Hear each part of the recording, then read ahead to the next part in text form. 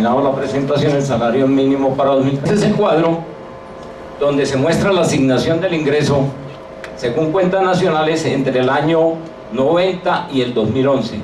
Remuneración a asalariados, en el 90 participaba con el 35.21% con respecto al total del ingreso, y en el año 2011 participa con el 31.55%, es decir, ahí se ve una caída de más de 4 puntos en esta remuneración a asalariados. Miremos qué ha pasado con las ganancias, con lo que se llama en cuentas nacionales excedente bruto de explotación. Ha pasado del 27.7 al 35.9, es decir, mientras que las rentas del trabajo han caído fuertemente, las rentas del capital han aumentado del 27, han aumentado 8 puntos. Entonces, ¿cuáles son los efectos de esa caída en las rentas del trabajo en la economía, específicamente en la demanda agregada? El siguiente cuadro, de pronto no se ve muy claro, pero lo voy a explicar acá.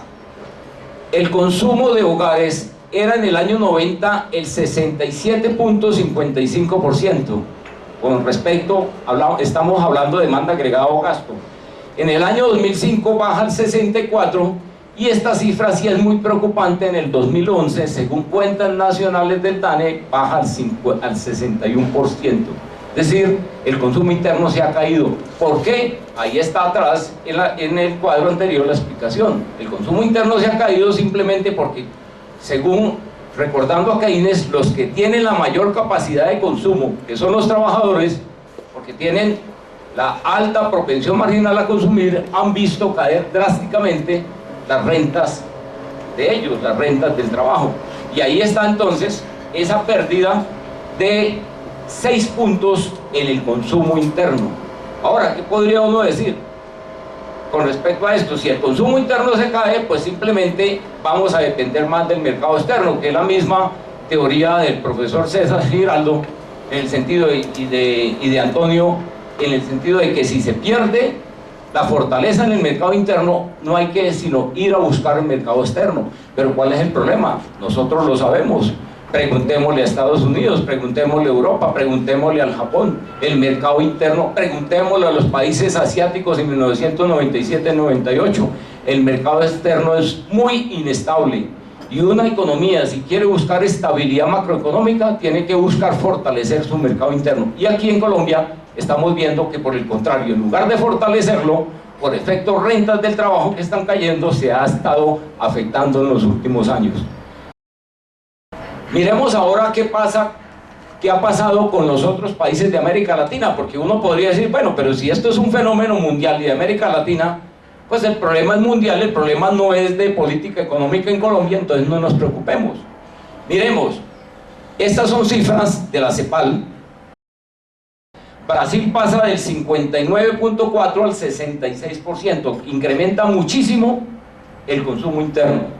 Chile, 55 en el 91 al 68.5, también un crecimiento impresionante de consumo interno, y creo que Chile vale la pena analizar que ha sido un país que también ha crecido mucho en exportaciones, es decir, ha jalonado mucho su crecimiento basado en el sector externo, pero no ha descuidado, y así lo dicen las cifras de la CEPAL, que coinciden, por lo menos en el caso colombiano coinciden.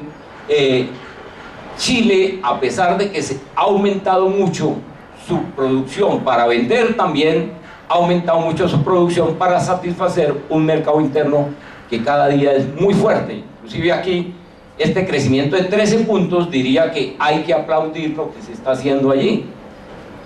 Y ya que nosotros conocemos que en Colombia copiamos mucho lo que hace Chile, seguridad social y muchos otros modelos, pues valdría la pena empezar a mirar por qué Chile crece 13 puntos en consumo interno, consumo de hogares, y por qué Colombia cae 6 puntos. ¿Cuáles son las conclusiones? Primero, en Colombia en el periodo 90-2011 se ha deteriorado notablemente la participación del ingreso del trabajo dentro del total del ingreso agregado, y ha aumentado también notablemente la participación del ingreso del capital. Esto ha afectado directamente la participación del consumo interno en los hogares dentro del total de demanda agregada, muy contrario a lo que pasa en los principales países de América Latina. Tercero, la economía se ha vuelto más dependiente del mercado externo, ahí lo mostramos, que del mercado interno, a diferencia de los principales países de América Latina. El mercado externo ha demostrado ser muy inestable. Ahí recordamos el caso de Estados Unidos, Japón, los países asiáticos. No creo que sea una buena política para Colombia que se cambie mercado interno por mercado externo. Es recomendable aumentar sensiblemente el ingreso del trabajo en términos reales, sobre todo en niveles bajos y medios hasta 10 salarios mínimos legales mensuales vigentes, disminuyendo los otros componentes del costo de producción. Es decir, servicios públicos, y fundamentalmente lo resalto, creo que es necesario que en Colombia se analice seriamente la baja en las tasas de interés. Y por último, en relación con la producción exportable, es necesario revisar lo que está ocurriendo con el precio, sobre todo con el tema de la tasa de cambio nominal. Nosotros no podemos seguir con un régimen que nos mostró una tasa de cambio de 2.968 pesos hace 9 años a una tasa de cambio que hoy está rondando los 1.900 pesos. Si queremos realmente ser productivos en aquellas ramas de la actividad económica, llámese sector industrial, sector agropecuario, ser productivos, ahora que estamos en los TLC, necesariamente debemos tener una tasa de cambio competitiva, y con el régimen que existe ahora yo creo que es muy difícil lograrlo. Termino diciendo algo también que tiene que ver con el empleo.